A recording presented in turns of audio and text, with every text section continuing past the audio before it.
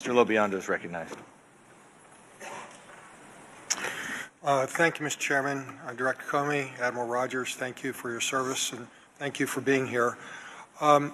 Understanding that what both of you have been saying about the classified nature of the investigation, the classified nature of the topics we're talking about, can you give us any indication of when we, the committee, may, in a classified setting, know something from you? Would we have ongoing updates?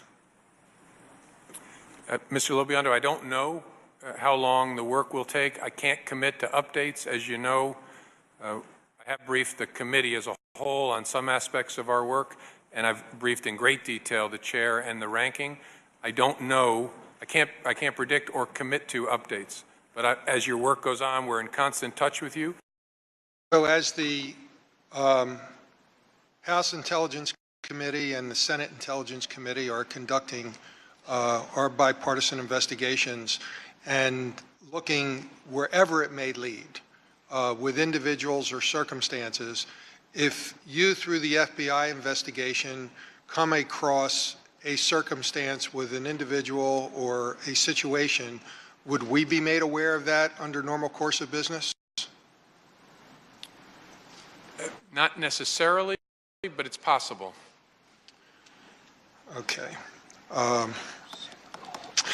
So can you, either Director Comey or Admiral Rogers, tell us what we are doing or what we should be doing to protect against Russian interference in future elections or any meddling with our government, or for that matter, any state sponsor, Iranians, North Koreans, Chinese, with any meddling they may be doing?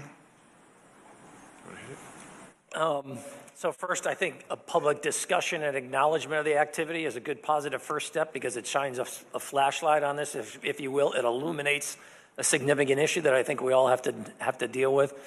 There's a variety of ongoing efforts, both within the government as well in the private sector, in terms of how do we harden our defenses. I think we also need to have a discussion about just what, for example, does critical infrastructure mean in the 21st century? I don't think we traditionally would have thought of an election infrastructure as critical. We traditionally viewed critical infrastructure as something that generated an industrial output, aviation, electricity, finance.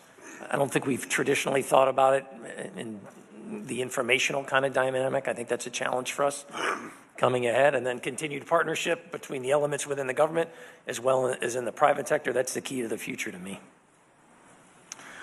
So just for the record, I also had a whole list of specific questions about individuals and or circumstances that don't want to be repetitive and have you say I can't comment on them, but I would anticipate when we move to classified session that this committee will be able to explore some of those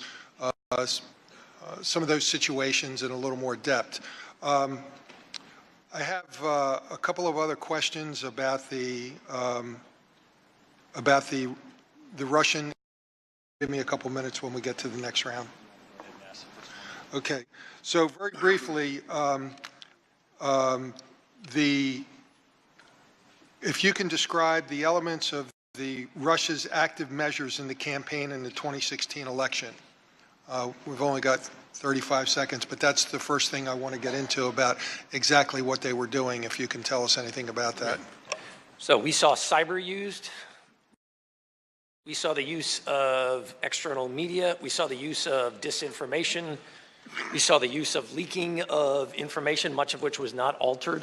I mean, we saw several, if you will, common traits that we have both seen over time, as well as I would argue that the difference this time was the cyber dimension and the fact that the release of so much information that they had extracted via cyber is a primary tool to try to drive an outcome. So in this setting, can you talk to us at all about what tools they used? I'm not going to go into the specifics of how they executed the hacks. I apologize. We'll try to get into that in classified. I'll hold off for now. Thank you.